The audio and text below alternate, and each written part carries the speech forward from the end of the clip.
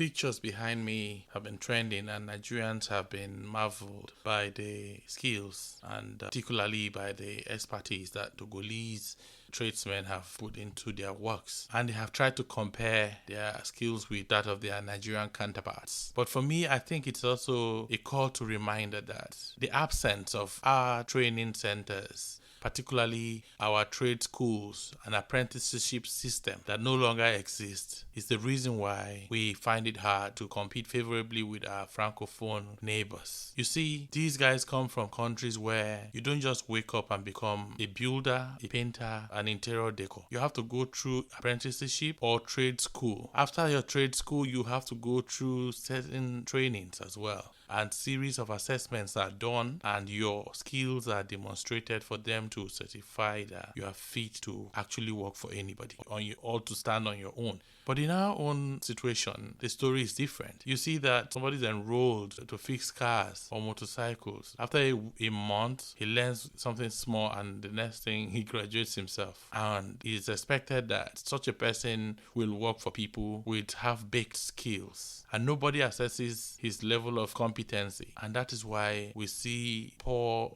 jobs. When you call a tradesman to do jobs for you, you begin to quarrel with them because they barely know or have enough skills to do a good job for you. The discipline, the knowledge, the art and the science of what they do, they don't even know.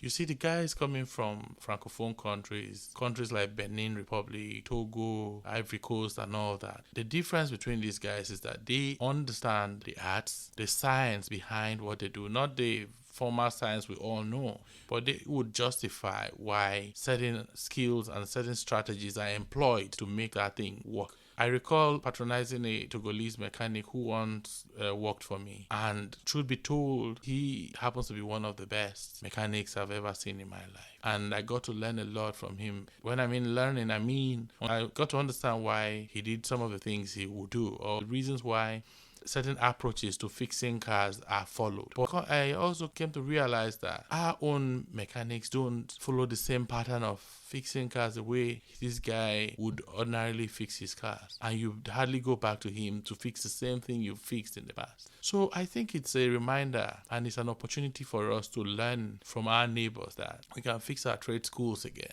The apprenticeship system is something that we need to revitalize, and some level of assessments should be introduced into trades and the skills that we expect, particularly the technical knowledge and the technical schools as well. You will agree with me that the skills are never the same. The practicability, the ability to solve problems would be totally different for people who have gone through series of trainings and have learned the ropes of the skills they bring to the table. The tradesmen, the culture of trades, training and apprenticeship can never be overemphasized. Without this knowledge, we will only be running less than the optimum that is expected for any walk of life. I'm not against these young men who are coming into our country to work. It gives our young people, it gives our tradesmen opportunity to learn from them. But it also behoves on the government and the various regulatory bodies to ensure that we reposition our trade school as well as the apprenticeship system that exists in our country. We haven't started anything yet, but I know we can start from somewhere and we can get there because we have